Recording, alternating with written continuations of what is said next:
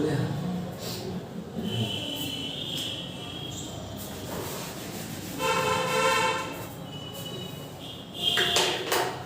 तो दोस्तों आपका स्वागत है हमारे यूट्यूब चैनल पर।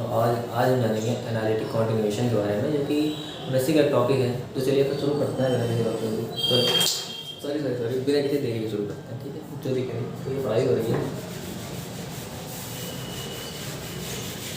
तो चलिए जानते हैं एनालिटिक कॉन्टिन्यूएशन के बारे में, ठीक है।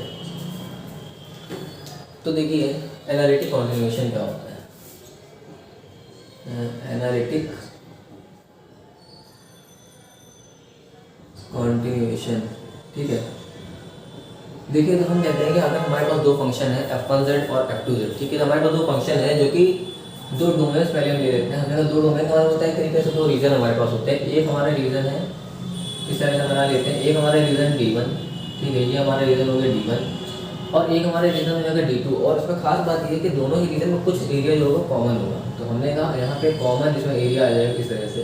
तो हमने कहा ये हमारे रीजन हो गया d2, और हमने कहा यहाँ पे दो हमारे पास फंक्शन है जो कि क्या है, इन दोनों रीजन्स में एनालिटिक है। हमने माना यहाँ पे एक फंक्शन f1z होगा जो कि एनालिटिक है हमारा डोमेन d1 में, ठीक है।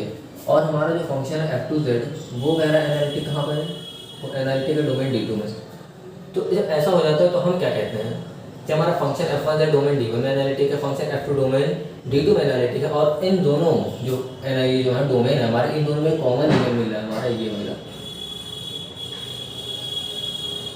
और इस रीजन को हम बोलते हैं क्या, इस रीजन को हम बोलते हैं d12, और इसको बोलते हैं a b और c, ठीक है। इन दोनों में कॉमन रीजन मिलता है d12 और इसको बोलते हैं a b c। अब देखिए एनालिटिक कॉन्टिन्यूएशन की कंडीशन हमारी क्या होती है। उसके लिए हमारी दो कंडीशन होती हैं। हमारी जो पहली कंडीशन होती है एनालिटिक कॉन्टिन्यूएशन की, उसमें हम ये बताते हैं कि अगर हमारे पास दो रीजन यानी कि दो डोमेन्स हैं d1 और d2 हैं, तो उसमें से d12 कॉमन पार्ट होगा, यानी कि d12 is common in d1 d1 and d2, यानी कि d12 जो हो जाएगा कॉमन हो जाएगा d1 d2। और हमारी जो दूसरी कंडीशन होती है एनालिटिक कॉन्टिन्यूएशन होने की, वो कहता है कि हमारा जो फंक्शन f1z है वो बराबर हो जाएगा f2z के। लेकिन ये ऐसे ही नहीं बराबर होता, इसके लिए कंडीशन ये होती है कि हमारा फंक्शन f1z f2z इसके बराबर होगा किस रीजन में, जो हमारा कॉमन रीजन था d12 में, वो भी फॉर ऑल z के लिए। ऑल जेड का मतलब ये हुआ कि वहाँ पे जितने भी पॉइंट्स होंगे d12 जो हमारा डोमेन है, जो कि कॉमन है, d12 डोमेन नहीं मतलब d12 जो कॉमन रीजन है उसमें जितने भी पॉइंट्स होंगे उन सभी पॉइंट्स का फंक्शन एनालिटिक हो जाएगा, ठीक है, d12 के अंदर। तो हमने कहा कि f1z बराबर हो जाएगा f2z for all Z in d12। अब अगर ऐसा हो जाता है तो हम सीधे सीधे बोल सकते हैं कि या तो हमारा जो फंक्शन f2z है, यानी कि जो f2z फंक्शन है वो एनालिटिक कॉन्टिन्यूएशन है, is analytic continuation of f1z from d1 to d2, है ना, फ्रॉम रीजन d1 टू, देखो रीजन d1 से एनालिटिक कॉन्टिन्यूएशन मतलब ये है कि उसमें कॉन्टिन्यूटी हो जाएगी एक तरीके से, कि एनालिटिक में दोनों कॉन्टिन्यूअस लगातार होते चले जाएंगे।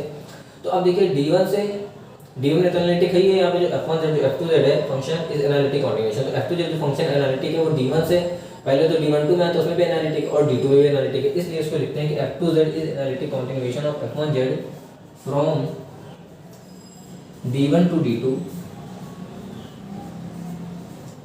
Via d12। इसका मतलब ये होगा कि d1 से एनालिटिक है d2 में, वो भी d12 से होते हुए।